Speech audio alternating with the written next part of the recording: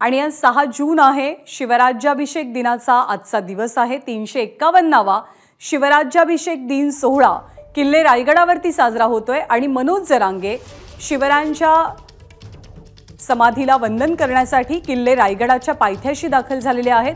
आज या कार्यक्रमाला मनोज जरांगे सुद्धा हजेरी लावतील आणि त्यांच्या सोबत त्यांचे शेकडो कार्यकर्ते सुद्धा किल्ले रायगड परिसरामध्ये सध्या उपस्थित आहेत। काही वेळापूर्वी राष्ट्रवादी काँग्रेसचे आमदार रोहित पवार सुद्धा किल्ले रायगडावरती पोहोचलेले होते। मनोज जरांगे सुद्धा किल्ले रायगडावर आलेत शिवरायांना वंदन करण्यासाठी।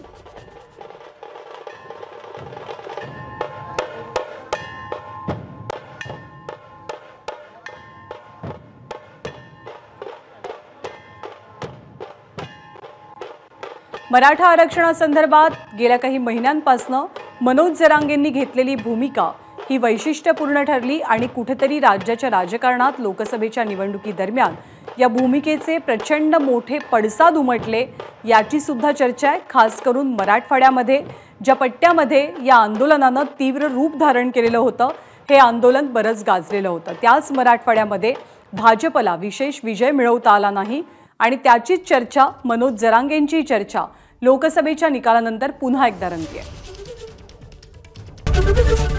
एबीपी माझा, उघडा डोळे बघा नीट।